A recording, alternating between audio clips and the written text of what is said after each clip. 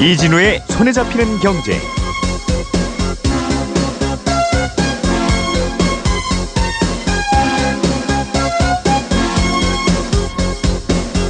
안녕하십니까, 이진우입니다. 자동차 갖고 계신 분들은 1년에 2번 자동차세 내시죠. 그런데 이걸 1월 달에 요즘이네요, 한꺼번에 내면 10%나 깎아줍니다. 자동차 갖고 계신 분들 입장에서는 미리 조금 내기만 하면 10%를 깎아준다니까 기분은 좋으실 텐데, 우리가 다르게 좀 생각해 볼 점들도 있습니다. 일단 이렇게 할인을 해준 돈은 어디 하늘에서 뚝 떨어지는 게 아니라는 겁니다. 지자체로 들어갈 지방세인 자동차세가 그만큼 줄어드는 거니까 그 지역 주민들이 결국은 부담하게 되는 돈이고요. 또 그만큼 그 지역 영세민들의 복지 예산이 줄어들 수도 있습니다. 게다가 어차피 자동차세를 안 내거나 혹시 형편이 어려워서 못 내실 분들은 1년치 미리 내면 깎아줍니다 하더라도 어차피 안 내거나 못 내십니다. 그러니까 가만히 두면 잘 내실 분들을 괜히 깎아주는 걸 수도 있고요. 그래서 할인분만큼 지자체는 손해인 겁니다. 그럼에도 불구하고 지자체들이 이렇게 하는 이유가 있기는 있습니다. 예를 들어서 강원도에 사시다가 경기도로 이사 간 분이 강원도에서 1년치 자동차세를 미리 만약 다 냈다면 경기도에서는 그 이사 간 해에는 그분에게 받을 자동차세가 없게 됩니다. 지자체끼리 이사 오고 가는 주민들의 자동차세 잔여분은 따로 정산을 해서 주고 받아야 될 것 같은데 그걸 안 합니다. 그러니까 강원도에서 나 냈어요 그러면 경기도에서는 그 해는 자동차세 안 낸다는 뜻인데요. 그러니까 자동차세를 선납받으면 그 할인폭이 좀 크긴 큰데 지자체를 떠나는 주민들의 6개월에서 1년치 나머지 자동차세를 미리 받고 나중에 안 돌려줘도 되기 때문에 유출되는 인구가 많은 지자체는 이거 해볼 만한 정책인 거고요. 어느 한 지자체가 그러기 시작하면 다른 지자체도 질 수 없으니까 자동차세 선납을 계속 받게 되는 겁니다. 그러니까 우리는 이걸 혜택이라고 홍보만 할 게 아니라 지자체 간에 서로 자동차세를 상호 정산하는 시스템을 좀 만들고 선납할 때 깎아주더라도 이 할인폭을 지방채 이자율 미만으로 좀 규제를 해야 되는 거 아닌가 싶은 생각이 가끔은 듭니다.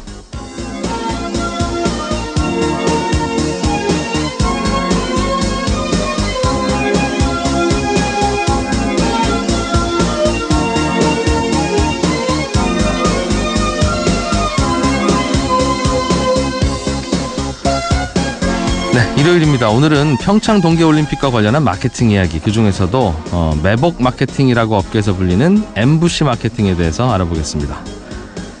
사업주와 근로자가 어떻게 하면 서로 좋아질 수 있을까, 윈윈할 수 있을까, 여기에 대한 다양한 경제학자들의 실험이 있다고 해요. 오늘 행동경제학 시간에 자세하게 알아보겠습니다. 광고 잠깐 들으시고 1월 21일 손에 잡히는 경제 시작하겠습니다.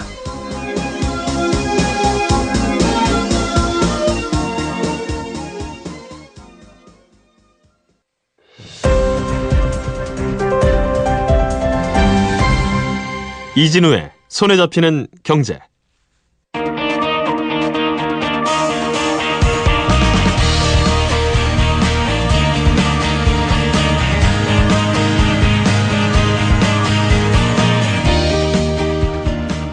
우리가 알고 있다고 생각하는 그런 경제 상식들을 행동 경제학의 눈으로 다시 생각해보는 시간입니다. 오늘도 KDI 박정호 연구원과 함께합니다. 어서 오십시오. 예, 안녕하세요.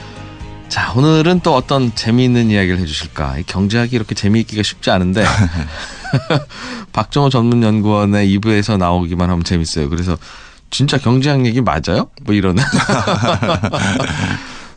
재밌는 것만 그냥 뽑아서 얘기해 주는 거 아닌가? 이런 재미없는 것도 많죠. 네, 반응들도 있습니다. 예. 오늘 갖고 오신 주제는 제가 미리 좀 살짝 봤더니 살짝 봐서는 모를 주제예요. 이름이 상호 호혜적인 관계의 중요성. 상호 호혜적이라고 하면 그냥 서로 너도 좋고 나도 좋아야 세상 돌아가는 거지, 그런 뜻입니까? 네, 맞습니다.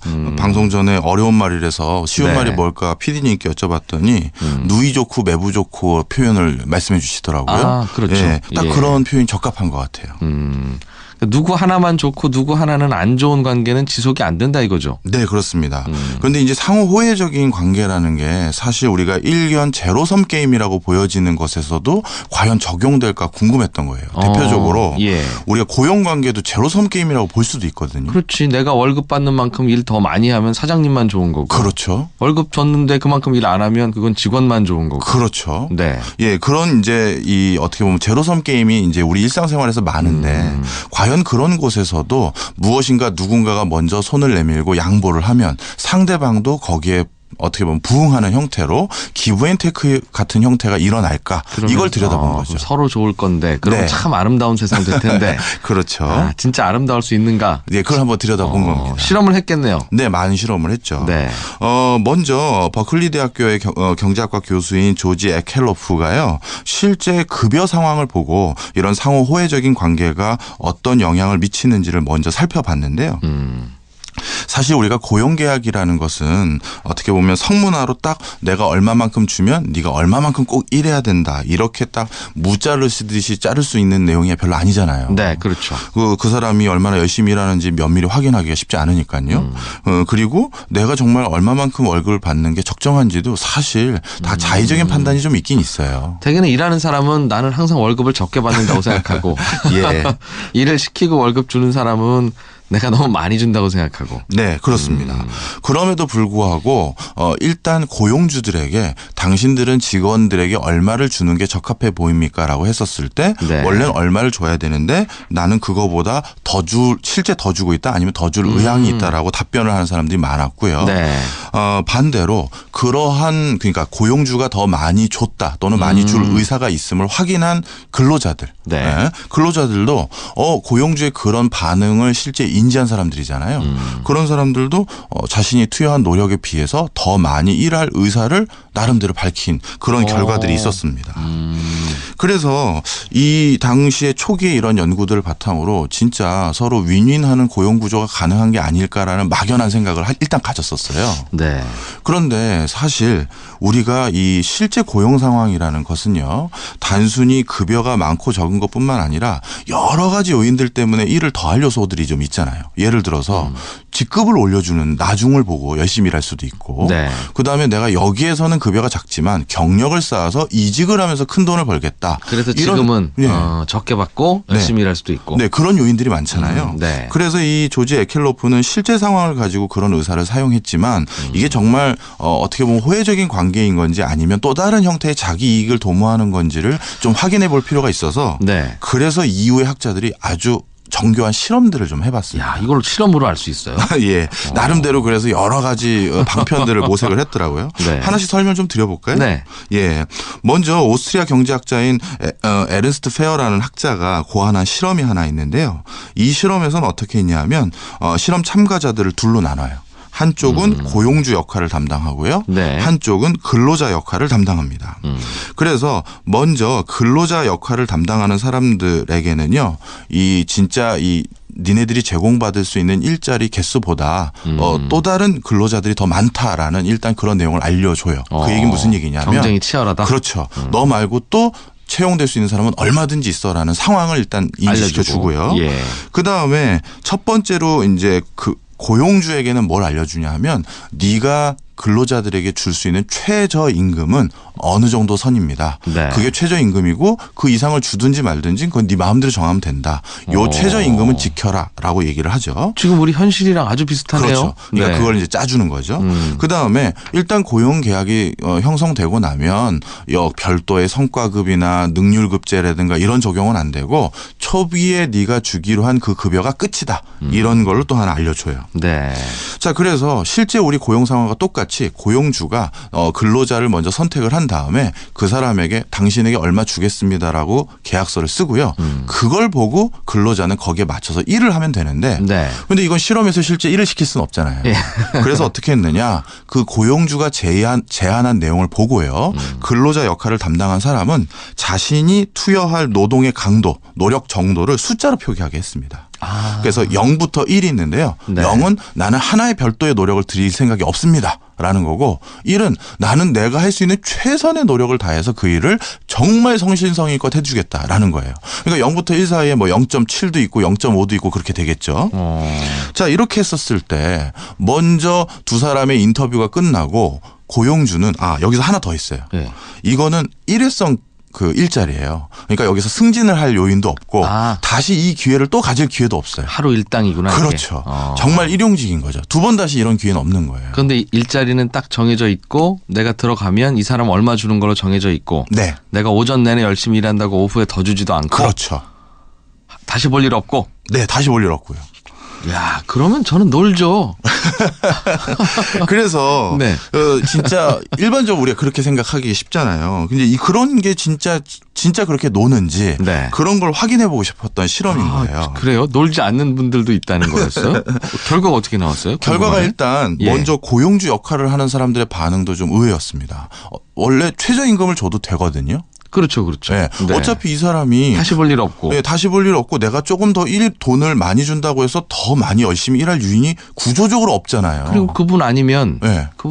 다른 분도 있다면서요. 네, 있죠. 예. 그래서 다른 사람을 선택할 수도 있고 내가 이미 벌써 계약서에 사인을 했기 때문에 쟤는 그 돈 받고 열심히 일할 상황이 더 많기 때문에 네, 네. 굳이 큰 돈을 안 주는 게 어떻게 보면 위험을 줄이는 요인이거든요. 네. 그럼에도 불구하고 많은 고용주들이 기꺼이 최저임금 이상의 돈을 지급하겠다고 선택을 해요.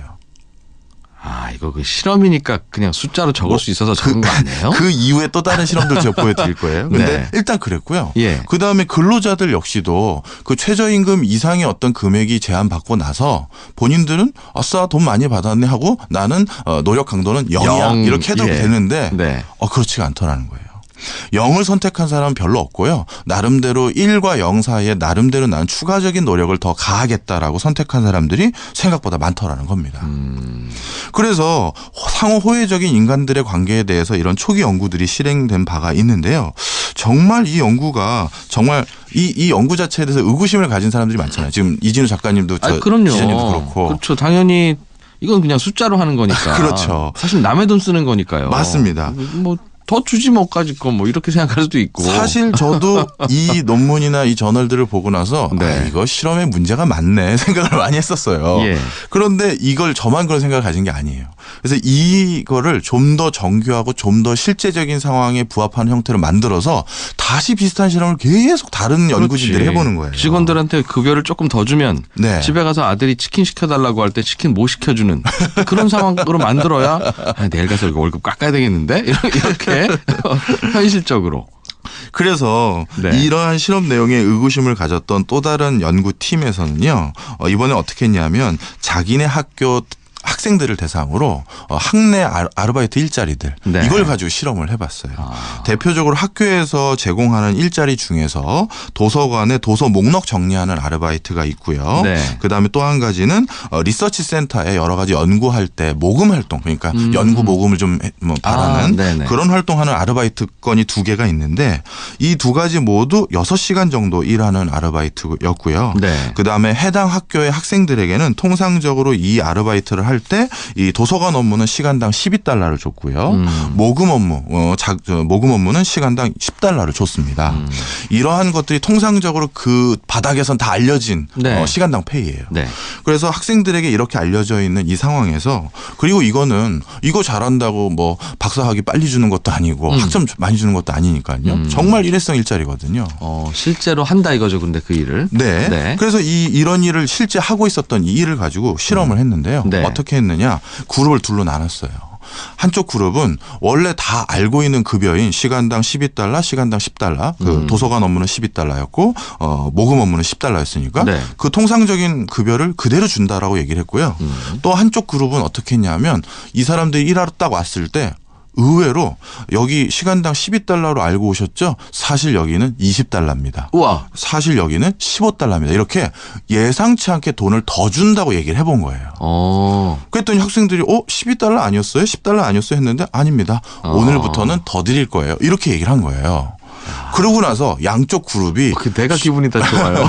양쪽 그룹이 실제 도서관 목록 정리한 것을 얼마나 효율성 있게 더 했는지 덜 했는지 네. 그다음에 모금 활동을 얼마나 더 많이 모았는지 덜 모았는지 이걸 비교를 한 거죠. 그러니까 돈 더 주면 정말 일 더 하는지를 그렇죠. 볼 수 있겠네요. 이건 실제 업무니까요. 네, 그죠? 네. 그리고 아주 단순한 업무지만 딱 실제 관측이 가능하잖아요. 그렇죠. 그래서 이걸 했는데 어떻게 됐느냐? 역시 돈을 더 받으니까 아웃풋이 더 좋은 거예요. 생산성이 늘어나는 거예요. 오. 네. 그래서 통상적으로 원래 다 인지됐던 급여를 받은 애들은 네. 시간당 평균 41권의 책을 정리하는 성과를 보였는데 예상치 못한 추가 급여를 받은 쪽은 41권이 아니라 52 건수로 따지면 그만큼의 성과를 더 내는 생산성의 향상을 보여드라는 거예요. 그런데 여기서 좀 약간 찜찜한 내용이 하나 있어요. 네. 뭐냐 하면 그러면 이렇게 생산성이 향상된 그 업무 성과가 얼마만큼 지속되느냐. 저도 딱 그거 물어보려고 그랬어요. 그 다음 날부터는 또 다시 40건만 정리하실 것 같은데. 참 이게 참 안타까운 얘기인데 네. 이거는 그날 하루 어떻게 보면 일용직이잖아요. 네. 6시간이라는 걸 그 기준으로 한 거니까요. 딱 초반 90분만 차이가 있더라는 거예요. 아, 심지어 하루도 안 지속되더라? 이건 어차피 그 시간을 딱 6시간씩 고용을 하는 거니까요. 네. 그 6시간 중에서 초반 90분이면 한 5분의 1 되나요? 4분의 1 되나요? 뭐 그 정도만 유의미한 차이가 있고 이후부터는 기존의 비교군과 똑같더라는 별 차이가 거죠. 없더라. 네, 네. 그러니까 그 행복 내지는 월급 인상의 효과가 1시간 반 가더라는 거잖아요. 예, 모르겠습니다. 이게 1년으로 바꾸면 뭐 몇 개월 가는지는 모르겠습니다만 초안에 그런 효과가 있더라는 거죠. 그렇겠죠. 이건 근데 누구나 다 그렇죠. 누구나 다 처음에 갑자기 뭔가가 상황이 좋아지면 행복감을 느끼는데 행복이라고 하는 게 금방 익숙해지잖아요. 뭐든지. 그래서 실제 제가 인사관리 쪽 그 학자분들하고 좀 말씀을 나눠봤어요.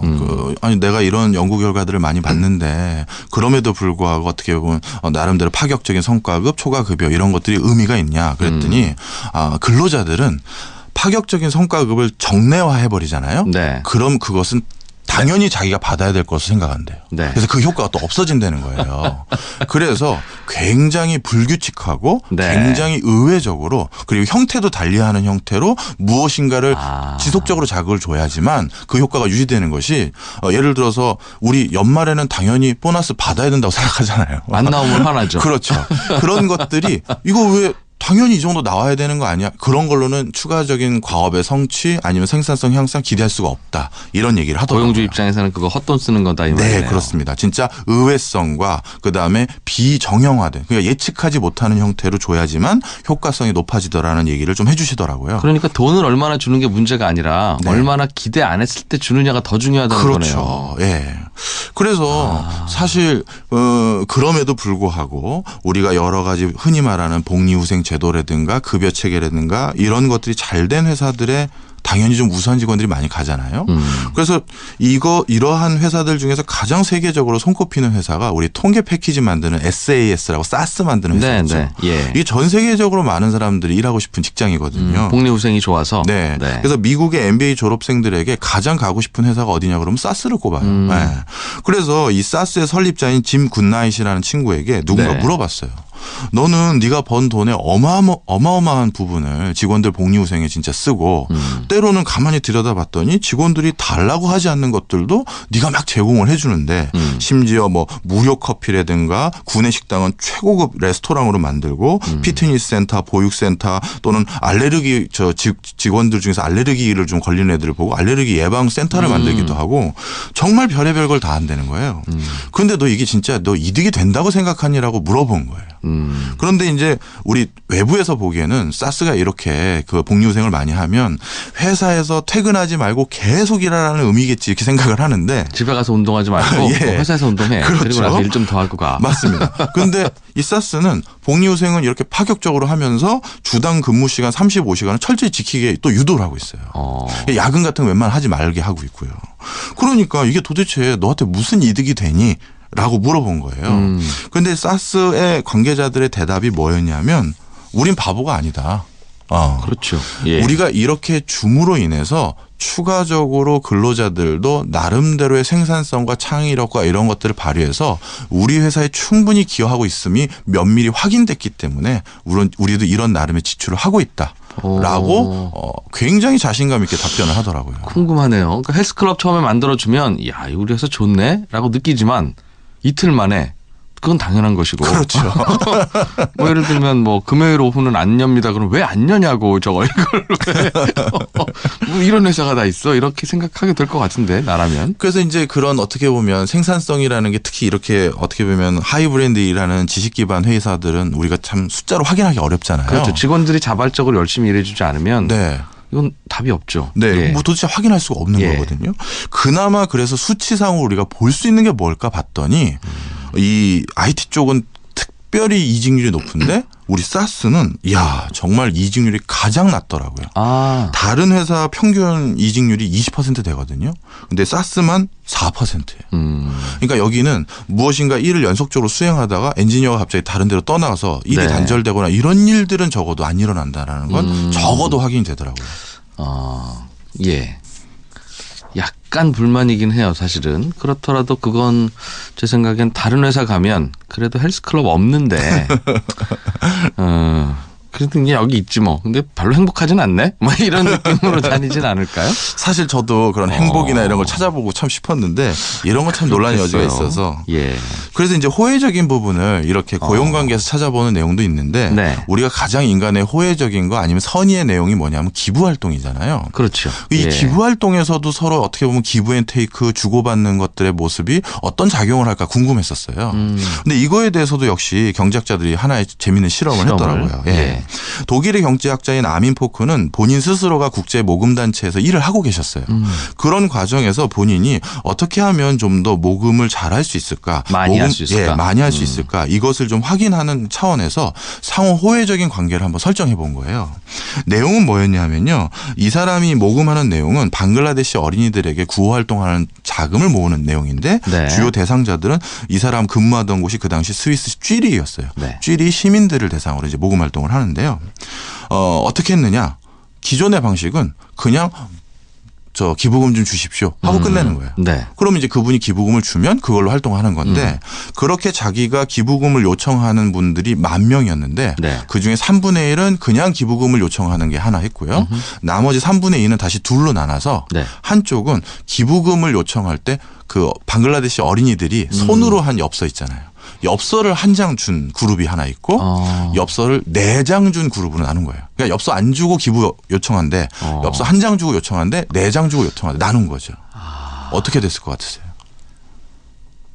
4장 주면 많이 했을 것 같기도 하고 그럼 한 장이나 4장이나 큰 차이 없었을 것 같기도 하고 어쨌든 엽서를 준 쪽이 반응이 좀 더 있었을 것 같은데요. 그렇더라는 거예요. 네. 그래서 엽서를 준 쪽이 반응이 더 있었는데 정확히 통계를 말씀드리면 선물을 하나도 받지 않는 사람들 중에서는 이런 모금 활동에 응한 사람이 12% 정도 수준이었는데요. 네. 엽서를 한 장 받은 쪽은 약간 늘었어요. 14%. 그래서 한 장도 안 받은 사람들 3,262명 중에는 397명이 그래도 기부 활동을 참여했고 네. 한 장 받은 사람은 3,237명 중에서 465명이 기부 활동에 좀 참여했고요. 엽서를 4장 받은 사람들은 무려 기부 비율이 20% 이상으로 올라갔어요. 이거 우리 정치인들이 예전부터 알아서 그래서 예. 선거 때 고무신 돌린 거예요. 예. 그런데 정말 재밌는 게요. 네.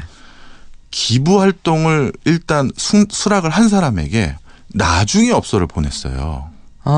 네네네. 그랬더니만 그 사람들은 다시 재기부 활동하는 거에 굉장히 참여율이 떨어지더라는 거예요.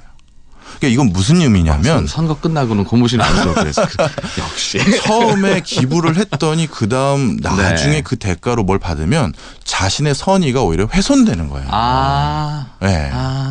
그러니까 먼저 주고 이런 애들이 이렇게 손글씨 엽서를 좀 이렇게 보내주셨습니다. 좀 이렇게 도와주십시오 한 거는 기꺼이 선행을 베풀지만 한 것에 대해서 뭔가 반대급부를 받으면 이거는 내 선행이 훼손됐다고 생각해서 기부활동이 떨어지더라는 거죠. 그러니까 엽서를 언제 주느냐가 더 중요한 요소입니다. 그러네요.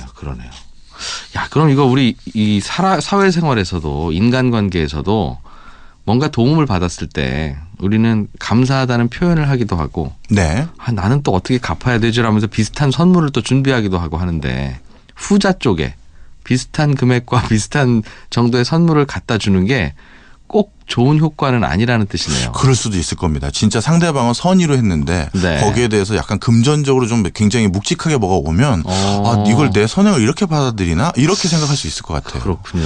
요거에 대해서 되게 재밌는 실험이 있었어요. 뭐냐면 이건 또 다른 그 실험군에서 한 건데요. 우리 지난주인가요? 지지난주에 했었던 독재자 실험 기억하시죠? 네. 그 독재자 실험 보면 우리 5대5로 이렇게 나눠 갖는 그런 실험이었지 않습니까? 예, 둘 중 10,000원 줄 테니 저 사람한테 네가 마음대로 알아서 줘. 1,000원 줘도 되고 네. 안 줘도 되고 10,000원 다 줘도 되고. 네. 예. 근데 그 실험을 약간 변형해서 이제 무조건 5대5로 나누도록 강제를 했는데요. 네. 그런데 그걸 어떻게 했냐면 일단 제가 10,000원을 가지고 있다가 5,000원 나누기 한쪽 하고요. 반대로 상대방이 10,000원을 가지고 있는데 제가 5대5로 나누도록 강제를 한 경우가 있는 거예요. 이해하셨죠? 네, 했어요. 그랬는데 이 만족도가 어떻게 됐냐면 똑같잖아요. 사실 금전적으로. 그렇죠. 그 돈 누가 들고 있었느냐의 문제죠. 그 어차피 차이지 내가 나누는 결론은 건데. 똑같은 거잖아요. 네. 그런데 갖고 있다가 5,000원을 받은 쪽, 그러니까 네. 상대방이 저에게 5,000원을 줬어요는 굉장히 기분이 좋은데 자기가 가지고 있던 10,000원 중에서 상대방이 5,000원을 달라고 했다라는 쪽은 굉장히 기분이 상하더라는 거예요. 결국은 내 돈도 아니고 잠깐 들고 있다가 어떻게 나눌지는 저 그렇죠. 상대방이 정할 겁니다. 그랬는데. 네. 아. 그래서 이 빼앗긴 사람들은 상당히 기분이 나빠하더라. 그래서 우리가 상호 호혜적인 관계를 어떻게 보면 설정할 때도 네. 가능하면 그 형태가 내가 갖고 있는 것을 주는 형태가 상대방에게 훨씬 어떻게 보면 긍정적인 반응을 많이 일으키는 거고 네. 반대로 상대방이 가지고 있는 거 야 우리 상호 호혜적으로 너 좋고 나 좋고 하게끔 반반 나누자 하는 거는 그걸 그렇게 생각하지 않게 되더라라는 부분입니다. 네.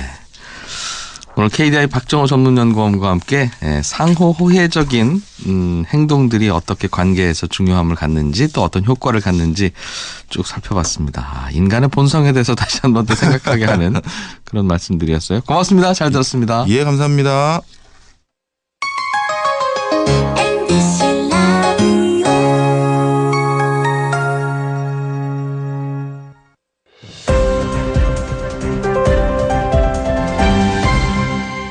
경제를 생각하는 사람들의 즐거운 습관. 이진우의 손에 잡히는 경제.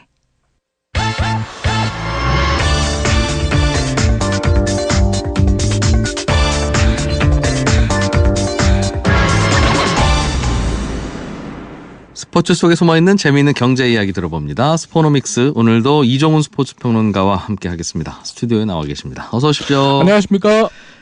스포츠 속에 경제 이야기가 이렇게 많이 숨어있는지도 몰랐고 어떻게 스포츠 얘기하면서 공이 한 번도 등장 안 해요?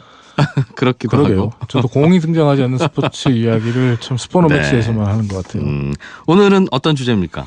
오늘은 평창 동계올림픽과 관련된 마케팅 이야기. 마케팅. 그중에서도 매복 마케팅이라고 불리는 엠부시 마케팅 사례에 대해서 이야기해볼까 하는데요. 엠부시 마케팅이 매복 마케팅이라는 뜻이에요? 네. 매복 어디 엠부시가 숨어있다? 매복이에요. 엠부시가. 어디 숨어있다? 네. 예. 숨어있다가 나타나서 공격한다. 뭐 이런 뜻인데 오늘도 공은 등장하지 않겠네요. 엠부시 마케팅은 공식 후원사가 아닌 기업이 이 광고 문구나 이미지, 영상 등을 통해서 행사와 관련 있는 업체라는 인상을 주면서 교묘하게 광고 효과를 올리는 마케팅 기법을 엠부시 마케팅이라고 합니다. 그 공식 후원사여야 되는데 평창 그렇죠. 예를 들면 그럼 우리가 손경제에서 평창 동계올림픽의 성공을 기원합니다. 손에 잡히는 경제 이러면 의심받을 수 있다는 거예요? 방송사기 때문에 광고 캠페인이라면 그건 괜찮은데 캠페인이라면 괜찮은데 예를 손에 들면- 잡히는 경제에서 뭔가 이벤트나 행사를 하면서 예. 올림픽 혹은 오륜기 또는 뭐 금메달 이런 단어를 쓰면 그거는 단속이다 이거죠. 단속 누가 단속을 해요? 평창 대회 조직위와 그리고 또 IOC 그리고 우리 정부도 단속을 합니다. 알겠습니다. 올림픽에 그러니까 대한 엠부시 마케팅을 하면요. 과태료가 5천만 원, 벌금 5천만 원 혹은 뭐 징역 5년 이하. 알겠어요. 브랜드 저작권이 있다 이거죠. 그렇죠. 올림픽에 대해선. 근데 이제 평창 동계올림픽이 우리나라에서 열리는 올림픽이라 그런지 IOC는 엠부시 마케팅을 엄격하게 단속한다고 말을 하고 있는데 네. 요즘 TV를 틀기만 하면 엠부시 마케팅 CF들을 심심찮게 볼 수 있어요. 오, 그래요? 네. 예를 들면 뭐 어떻게 하죠? 대표적인 광고가 이 피겨왕 김연아 선수가 나와서 See you in 평창이라고 외치는 캠페인 광고. 이게 가장 대표적인 엠부시 무슨 마케팅 또 광고. 통신사가 하는 광고 같은데. 이게 그렇게 알고 있잖아요. 예. 그러니까 사실은 이 광고는 통신사인 SK텔레콤이 후원을 하고요. 예. 지상파 방송 3사가 제작한 일종의 캠페인 광고예요. 평창 동계올림픽 캠페인 광고예요. 예. 그러니까 후원사니까 SK텔레콤의 로고가 이제 노출이 되는 건데. 그러니까 평창 올림픽의 성공을 기원하는 그런 내용의 방송인 것 같아요. 그런 그러니까 기원을 우리 기업이 아니 우리 기업도 좀 이쁘게 봐주세요. 이제 이런 방송 느낌일 텐데. 3사가 제작한 캠페인 광고인데 예. 후원을 SK텔레콤이 한단 말이에요. 예. 그런데 지금 말씀하신 것처럼 대부분의 사람들은 SK텔레콤 광고라고 생각을 해요. 그렇죠. 로고 유일하게 상업 그 기업이 그거 하나 나오니까. 네. 근데 예. 평창 동계올림픽의 통신 분야 공식 스폰서는 KT거든요. 아, KT가 공식 스폰서다. 네. 그래서 지상파 방송 3사가 제작한 이 일종의 캠페인 광고임에도 불구하고 이 광고에는 올림픽이라는 단어도 안 나오고요. 오륜기도 안 나오고요. 심지어 평창도 한글로 평창이 아니라 네. 영어로 표기합니다. 아, 그러니까 이 저 KT 말고는 통신과 관련한 그 광고나 뭐 이런 저 홍보나 이런 거 하려면 네. 안 된다. 올림픽과 이거죠. 관련된 단어 혹은 이미지를 활용해서 광고를 하는 건 그러려면 안 된다는 KT만 거죠. 할 수 있다. 이 그렇죠. 분야에서는. 그런데 네. 김연아 선수가 나와서 연아와 함께 평창 응원하기 네. 이렇게 말을 하고 또 대한민국 동계 스포츠의 미래를 응원합니다. 이렇게 말을 해요. 아. 그럼 누가 봐도 평창 동계올림픽이 연상되죠. 평창 동계 올림픽이라는 말은 안 했네요. 들어보니까. 안 했어요. 2018년 평창 동계올림픽이라는 얘기는 안 해요. 그 평창이라는 말도 단어도 영어로 써요. 아, 그것도 영어로 쓰면 네. 또 괜찮은가 보죠? 야, 또 잘 빠져나갔네. 그래서 때문에 뒤에 말씀드리겠지만은 네. 진짜 잘 빠져나간 건 딴 부분이 있어요. 오. 방송 3사에게 제작을 맡긴 게 정말 잘 빠져나간 부분이에요. 아, 그래요? 그건 좀 이따 네. 설명 들어봅시다. 어쨌든 이 예. 광고는 누가 봐도 평창 동계올림픽을 겨냥한 광고다. 심지어는 SK텔레콤이 그리고 평창 동계올림픽 후원사 같은 느낌을 주네요. 그런 느낌을 주죠. 네. 그래서 당연히 첫 방영이 된 이후부터 MBC 마케팅 논란이 있었고요. 예. 결국 열흘 전인 지난 1월 10일에 IOC와 평창 대회 조직위가 MBC 마케팅이므로 방송을 중단하고 내용을 수정해라 이런 권고를 했어요. 그러니까 이런 식으로 올림픽 이미지에 같이 섞어서 기업 광고 하려면 애초부터 스폰서가 되라, 공식 스폰서가 되라 이 말이죠. 근데 SK텔레콤 이런 거 참 잘해요. 어. 지난 2002년 한일 월드컵 기억하죠? 2002년 한일 월드컵 하면 외국인들도 가장 먼저 떠올리는 게 대한민국 이 응원이에요. 네네. 예. 근데 이걸 광고로 처음 등장시킨 게 SK텔레콤이거든요. 아. 근데 SK텔레콤은 그 당시에 한일 월드컵의 공식 스폰서가 아니었어요. 이것도 MBC 아, 마케팅이었어요. 그러니까 자꾸 이런 걸 허용하면 누가 제 돈 내고 그렇죠. 공식 마케팅 스폰서 하겠냐 이 말이네요. 올림픽 조직위 입장에서는. 대회 조직위 입장에서 특히 우리 평창 조직위 같은 경우에 후원금, 지원금 못 받아가지고 정말 소가리를 오랫동안 했잖아요. 네. 그런데 이런 MBC 마케팅까지 툭툭 터지면 참 그래요. 어렵게 돈을 받아왔는데 스폰서 볼 낯이 없죠. 그런데 또 SK텔레콤 입장에서 보면 아니 우리가 대한민국 동계 스포츠의 미래를 응원한다는데 네. 그것도 당신들이 못하게 할 건 또 뭐냐. 아니 그런 느낌이 우연히 날 수는 있는데 네. 그거 어쩌라는 거냐 우리 보고. 네. 우리가 광고도 마음대로 못하냐? 대한민국 동계올림픽의 미래를 응원 좀 하겠다는데? 이러면 안 되나요? 누가 봐도 이게 MBC 마케팅이기 때문에 네. 규제를 교묘하게 피해 나간 거잖아요. 그러면 기껏 돈 내고 네. 제 돈 다 내고 공식 스폰서 한 KT는 좀 화가 나겠네요. 그렇죠. 정말. 수백억을 내고 공식 스폰서 타이틀을 갖고 왔는데 네. 이렇게 마치 지금 이진우 씨도 얘기했듯이 SK텔레콤이 공식 후원사인 것처럼 네. 느껴지면 정말 화가 나죠. 예. 삼성전자는 IOC와 정말 긴밀한 관계를 맺고 있는 올림픽에서 정말 오래된 스폰서잖아요. 네. 그러니까 스마트폰과 IT 분야 올림픽 탑 파트너로 정말 20년 이상을 투자를 해왔는데 스마트폰 분야에서는 삼성전자가 그렇죠. 그럼 올림픽 공식 후원사입니다라고 하고 후원사죠. 올림픽에는 삼성 휴대폰 뭐 이것도 할 수 있다는 거죠. 있죠. 근데 스마트워치는 광고를 못해요. 시계는? 네. 그거 같이 세트로 파는 거 아니에요? 세트로 팔죠. 근데 스마트워치는 광고를 못해요. 그건 왜 못하냐면 누가 사갔어요? 오메가 때문에. 아 시계 업체한테. 네. 시계는 오메가가 공식 파트너인데 오메가에서 스마트워치도 시계다. 그냥 손목에 찼을 뿐인데.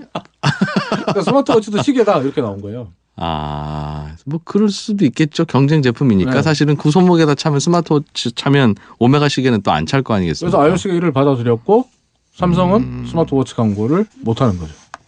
야, 일단 또 LG전자 같은 경우도 네. 이 평창 동계올림픽 종합운영센터의 그 상황실에 보면 LG전자의 55인치짜리 대형 OLED 디스플레이 10대가 설치되어 있어요. 이 디스플레이를 통해서 상황실을 모니터하거든요. 네, 네. 근데 대내외적으로 LG전자가 이 디스플레이를 제공했다는 사실을 밝힐 수가 없습니다. 아, 올림픽 위원회 상황실에 네. 우리 모니터 제품이 들어갔어요. 이 자체를 말을 못해요. 여기 어떻게 보면 현물이 협찬이잖아요. 그렇죠. 근데 말을 못해요. 해놓고 예. 왜요? 왜냐하면 파나소닉이 영상 및 음향 관련 분야 공식 스폰서거든요.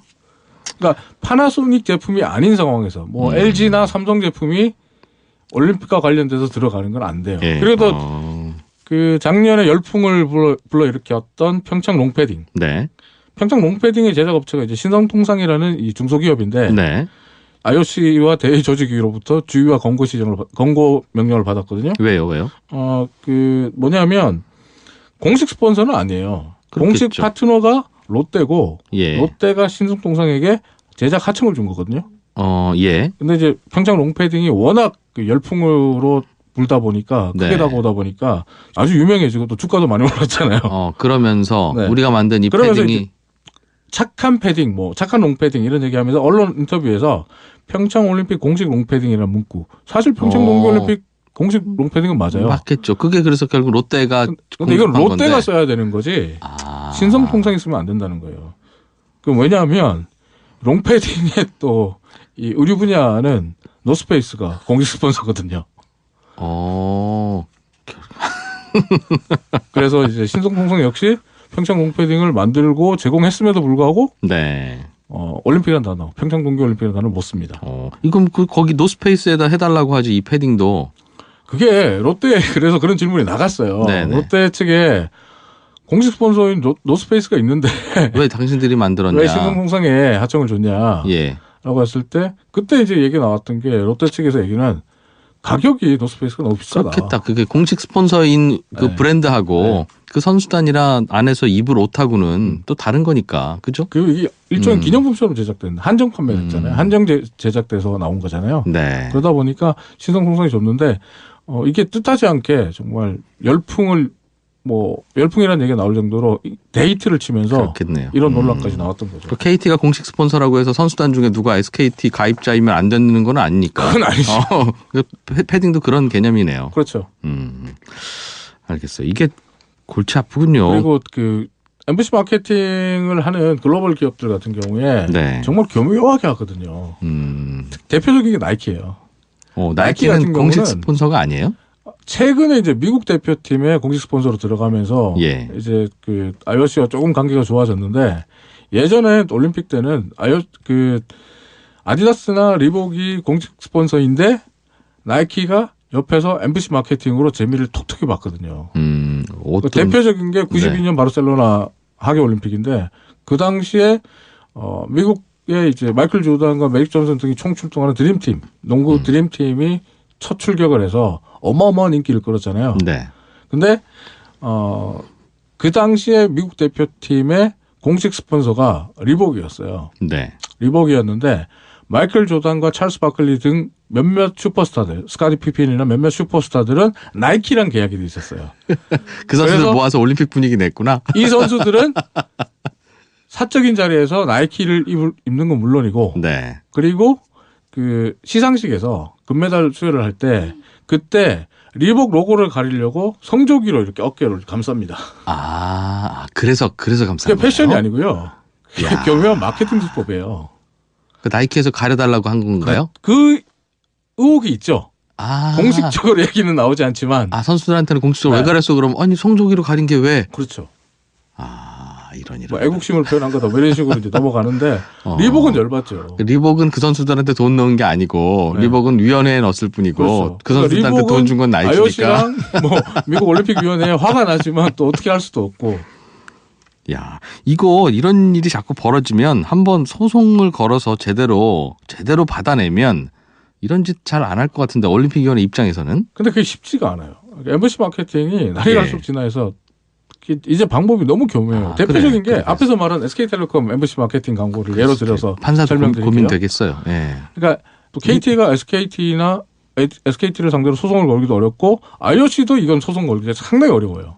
제가 얘기했잖아요. 한국 동계 스포츠의 발전을 기원한다는데 그걸 기원하지 말라고 해요, 그럼? 그것보다도 정말 애매한 게 뭐냐면 네. SK텔레콤이 이 광고를 제작한 주체가 아니라는 게 가장 큰 문제예요.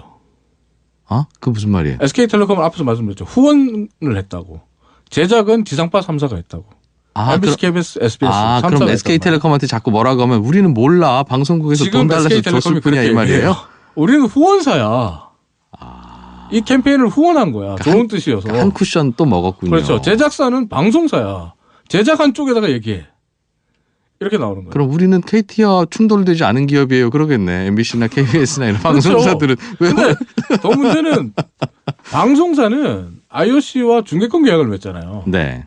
그러니까 IOC와 중계권을 계약을 맺으면 이 중계권 범위 안에 캠페인 제작권도 들어있단 말이에요. 그러니까 결국은 IOC가 뭐 잘못 팔았네요. 그러니까 IOC 입장에서 이거 소송 걸어도 이긴다는 보장이 없고 네. 또 KT 입장에서 보면 잘못하다가 뭐 올림픽 직전에 소송전이나 벌이고 있다. 혹은 또 이 KT도 기업인데 네. 기업이 방송국을 상대로 소송 거는 거 부담스럽잖아요. 그렇기도 하고 동계올림픽 성공을 기원한다는데 그걸 소송을 걸어서 막겠다고 하면 그 그러니까 이미지도 이상하잖아요. 그러니까 이러지도 저러지도 못하고 소가리를 하고 있는데 네. 정말 SK텔레콤은 이번에 정말 교묘하게 MBC 마케팅을 한 정말 제가 볼 때 한국 스포츠 마케팅 특히 MBC 마케팅 부분에서 단연 역대급 MBC 마케팅을 만들어냈다. 그러니까 후원만 하고 캠페인 제작권을 갖고 있는 방송사에게 제작을 맡긴다. 네. 이거 앞으로 이런 사례가 계속 나오면요. 제가 볼 때 MBC 마케팅 못 막아요. 몰라요. 뭐 그 IOC가 걱정하겠지만. 그렇죠. IOC가 걱정할 부분이죠. 그런데 분명하게 짚고 넘어가야 될 부분은 광고를 내보내면서 나는 책임 없다라고 말하는 SK텔레콤의 태도도 네. 바람직하지는 깔끔하지는 않네요. 네. 윤리적으로 볼 때 이건 뭐 약간의 비난을 받을 소지가 분명히 있고요. 네. 또 우리 앞서 말씀드린 대로 우리 국민들이 또 평창 동계올림픽 대회 조직위 측이 재정 문제 때문에 그렇게 걱정을 많이 했잖아요. 그런데 재정 문제에 치명타를 가하는 이런 MBC 마케팅을 그것도 교묘한 방법을 한다는 건 분명히 문제가 된다. 이렇게 지적하고 싶습니다. 뭐 전 잘 모르겠습니다만 아무튼 그래서 엊그제 이 광고에 대해서 안 하기로 여러 가지 논란이 있는 건 그래서 안 하기로 합의를 했다고 합니다. 다만 합의는 하긴 했어도 이게 앞으로도 계속 이런 논란은 또 있을 것 같아서 뭔가 좀 룰의 정리는 필요해 보이네요. 예. 이종훈 스포츠 평론가와 함께한 스포노믹스였습니다. 고맙습니다. 감사합니다. 네, 손에 잡히는 경제 지금까지 이진우였고요. 저는 내일 월요일 오전 11시 10분에 또 오겠습니다. 휴일 아침에도 함께해 주신 청취자 여러분 고맙습니다.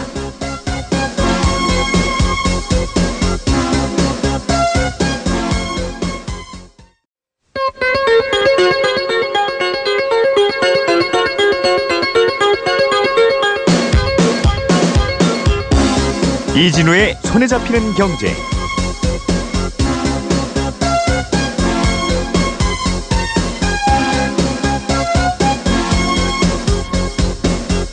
안녕하십니까, 이진우입니다. 자동차 갖고 계신 분들은 1년에 2번 자동차세 내시죠. 그런데 이걸 1월 달에 요즘이네요. 한꺼번에 내면 10%나 깎아줍니다. 자동차 갖고 계신 분들 입장에서는 뭐 미리 조금 내기만 하면 10%를 깎아준다니까 기분은 좋으실 텐데 우리가 다르게 좀 생각해 볼 점들도 있습니다. 일단 이렇게 할인을 해준 돈은 어디 하늘에서 뚝 떨어지는 게 아니라는 겁니다. 지자체로 들어갈 지방세인 자동차세가 그만큼 줄어드는 거니까 그 지역 주민들이 결국은 부담하게 되는 돈이고요. 또 그만큼 그 지역 영세민들의 복지 예산이 줄어들 수도 있습니다. 게다가 어차피 자동차세를 안 내거나 혹시 형편이 어려워서 못 내실 분들은 1년치 미리 내면 깎아줍니다 하더라도 어차피 안 내거나 못 내십니다. 그러니까 가만히 두면 잘 내실 분들을 괜히 깎아주는 걸 수도 있고요. 그래서 할인분만큼 지자체는 손해인 겁니다. 그럼에도 불구하고 지자체들이 이렇게 하는 이유가 있기는 있습니다. 예를 들어서 강원도에 사시다가 경기도로 이사 간 분이 강원도에서 1년치 자동차세를 미리 만약 다 냈다면 경기도에서는 그 이사 간 해에는 그분에게 받을 자동차세가 없게 됩니다. 지자체끼리 이사 오고 가는 주민들의 자동차세 잔여분은 따로 정산을 해서 주고 받아야 될 것 같은데 그걸 안 합니다. 그러니까 강원도에서 나 냈어요 그러면 경기도에서는 그 해는 자동차세 안 낸다는 뜻인데요. 그러니까 자동차세를 선납받으면 그 할인폭이 좀 크긴 큰데 지자체를 떠나는 주민들의 6개월에서 1년치 나머지 자동차세를 미리 받고 나중에 안 돌려줘도 되기 때문에 유출되는 인구가 많은 지자체는 이거 해볼 만한 정책인 거고요. 어느 한 지자체가 그러기 시작하면 다른 지자체도 질 수 없으니까 자동차세 선납을 계속 받게 되는 겁니다. 그러니까 우린 이걸 혜택이라고 홍보만 할 게 아니라 지자체 간에 서로 자동차세를 상호 정산하는 시스템을 좀 만들고 선납할 때 깎아주더라도 이 할인폭을 지방채 이자율 미만으로 좀 규제를 해야 되는 거 아닌가 싶은 생각이 가끔은 듭니다.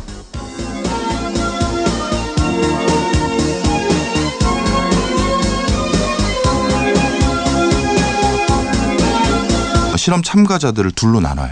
한쪽은 고용주 역할을 담당하고요. 네. 한쪽은 근로자 역할을 담당합니다. 그래서 먼저 근로자 역할을 담당하는 사람들에게는요.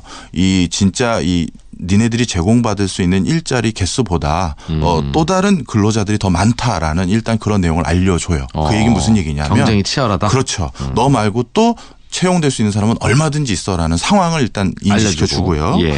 그다음에 첫 번째로 이제 고용주에게는 뭘 알려주냐 하면 네가 근로자들에게 줄 수 있는 최저임금은 어느 정도 선입니다. 네. 그게 최저임금이고 그 이상을 주든지 말든지 그건 네 마음대로 정하면 된다. 요 최저임금은 지켜라라고 얘기를 하죠. 지금 우리 현실이랑 아주 비슷하네요. 그렇죠. 그러니까 네. 그걸 이제 짜주는 거죠. 그다음에 일단 고용계약이 형성되고 나면 별도의 성과급이나 능률급제라든가 이런 적용은 안 되고 초기에 네가 주기로 한 그 급여가 끝이다. 이런 걸로 또 하나 알려줘요. 네. 자, 그래서 실제 우리 고용 상황과 똑같이 고용주가 근로자를 먼저 선택을 한 다음에 그 사람에게 당신에게 얼마 주겠습니다라고 계약서를 쓰고요. 그걸 보고 근로자는 거기에 맞춰서 일을 하면 되는데 네. 근데 이건 실험에서 실제 일을 시킬 수는 없잖아요. 예. 그래서 어떻게 했느냐. 그 고용주가 제안한 내용을 보고요. 근로자 역할을 담당한 사람은 자신이 투여할 노동의 강도, 노력 정도를 숫자로 표기하게 했습니다. 그래서 0부터 1이 있는데요. 네. 0은 나는 하나의 별도의 노력을 드릴 생각이 없습니다. 라는 거고 1은 나는 내가 할 수 있는 최선의 노력을 다해서 그 일을 정말 성실성의껏 해주겠다라는 거예요. 그러니까 0부터 1 사이에 뭐 0.7도 있고 0.5도 있고 그렇게 되겠죠. 자, 이렇게 했었을 때 먼저 두 사람의 인터뷰가 끝나고 고용주는 여기서 하나 더 있어요. 네. 이거는 일회성 그 일자리예요. 그러니까 여기서 승진을 할 요인도 없고 다시 이 기회를 또 가질 기회도 없어요. 하루 일당이구나. 그렇죠. 정말 일용직인 거죠. 두 번 다시 이런 기회는 없는 거예요. 그런데 일자리는 딱 정해져 있고 내가 들어가면 이 사람 얼마 주는 걸로 정해져 있고 네. 내가 오전 내내 열심히 일한다고 오후에 더 주지도 않고 그렇죠. 다시 볼 일 없고. 네. 다시 볼 일 없고요. 야, 그러면 저는 놀죠. 그래서 네.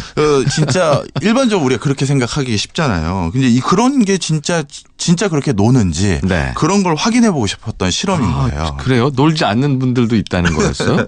결과가 어떻게 나왔어요? 결과가 궁금하네. 일단 예. 먼저 고용주 역할을 하는 사람들의 반응도 좀 의외였습니다.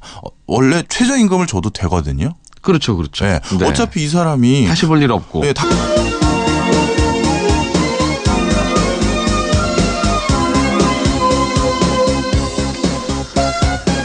네, 일요일입니다. 오늘은 평창 동계올림픽과 관련한 마케팅 이야기, 그중에서도 매복 마케팅이라고 업계에서 불리는 MBC 마케팅에 대해서 알아보겠습니다. 사업주와 근로자가 어떻게 하면 서로 좋아질 수 있을까, 윈윈할 수 있을까, 여기에 대한 다양한 경제학자들의 실험이 있다고 해요. 오늘 행동경제학 시간에 자세하게 알아보겠습니다. 광고 잠깐 들으시고 1월 21일 손에 잡힌 경제 시작하겠습니다.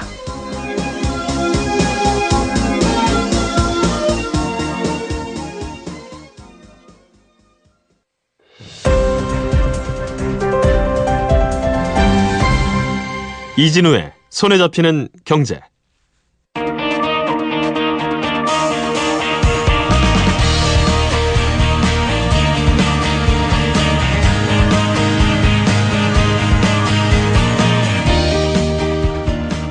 우리가 알고 있다고 생각하는 그런 경제 상식들을 행동 경제학의 눈으로 다시 생각해보는 시간입니다. 오늘도 KDI 박정호 연구원과 함께합니다. 어서 오십시오. 예, 안녕하세요. 자, 오늘은 또 어떤 재미있는 이야기를 해주실까? 이 경제학이 이렇게 재미있기가 쉽지 않은데 박정호 전문연구원의 2부에서 나오기만 하면 재밌어요. 그래서 진짜 경제학 얘기 맞아요? 뭐 이러는. 재밌는 것만 그냥 뽑아서 얘기해 주는 거 아닌가? 이런 재미없는 것도 많죠. 네, 반응들도 있습니다. 예. 오늘 갖고 오신 주제는 제가 미리 좀 살짝 봤더니 예. 살짝 봐서는 모를 주제예요. 이름이 상호 호혜적인 관계의 중요성. 상호 호혜적이라고 하면 그냥 서로 너도 좋고 나도 좋아야 세상 돌아가는 거지. 그런 뜻입니까? 네, 맞습니다. 방송 전에 어려운 말이라서 쉬운 말이 뭘까 PD님께 여쭤봤더니 누이 좋고 매부 좋고 표현을 말씀해 주시더라고요. 아, 그렇죠. 예, 딱 그런 표현이 적합한 것 같아요. 누구 하나만 좋고 누구 하나는 안 좋은 관계는 지속이 안 된다 이거죠. 네, 그렇습니다.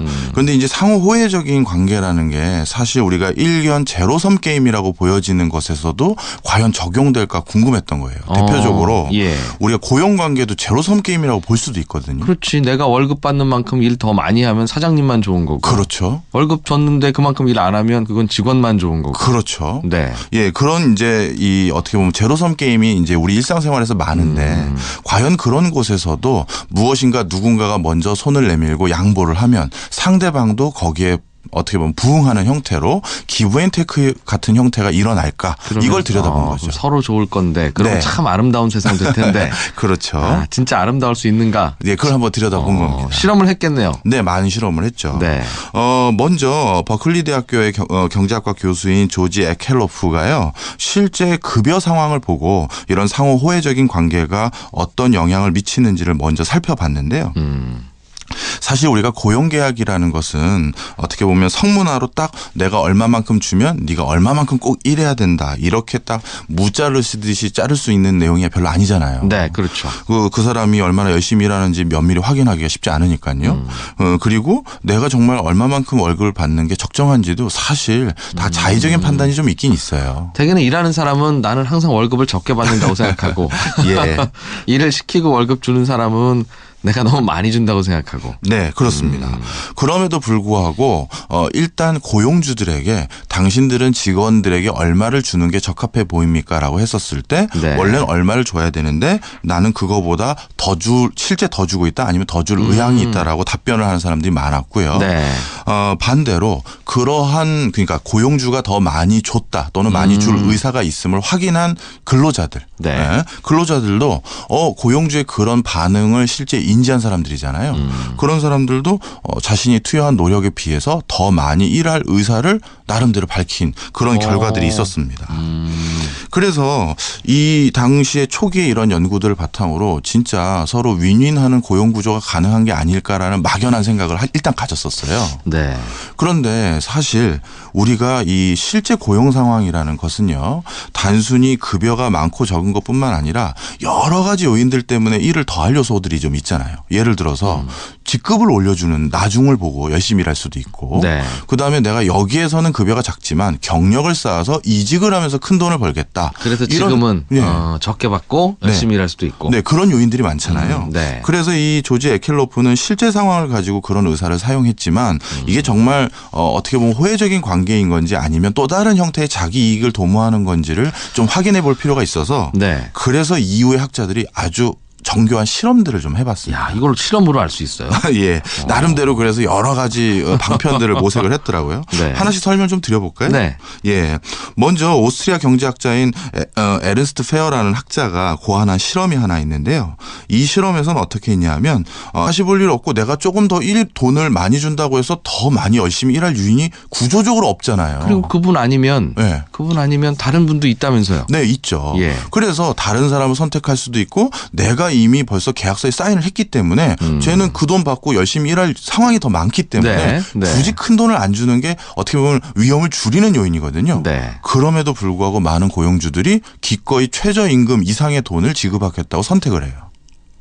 아, 이거 그 실험이니까 그냥 숫자로 적을 수 있어서 적은 거 아니에요? 그 이후에 또 다른 실험들 제가 보여드릴 거예요. 근데 네. 일단 그랬고요. 예. 그다음에 근로자들 역시도 그 최저임금 이상의 어떤 금액이 제한받고 나서 본인들은 아싸 돈 많이 받았네 하고 나는 노력 강도는 0이야 이렇게 해도 되는데 네. 그렇지가 않더라는 거예요.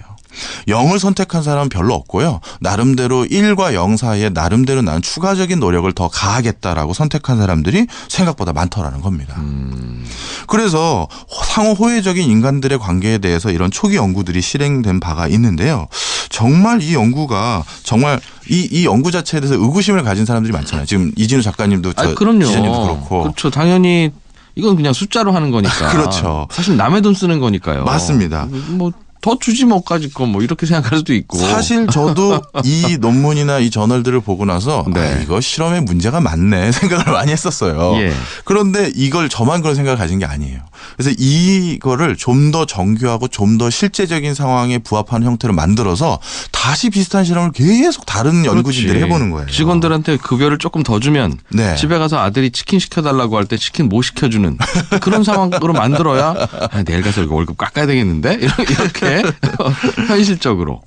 그래서 네. 이러한 실험 내용에 의구심을 가졌던 또 다른 연구팀에서는요. 이번에 어떻게 했냐면 자기네 학교 학생들을 대상으로 학내 아르바이트 일자리들 네. 이걸 가지고 실험을 해봤어요.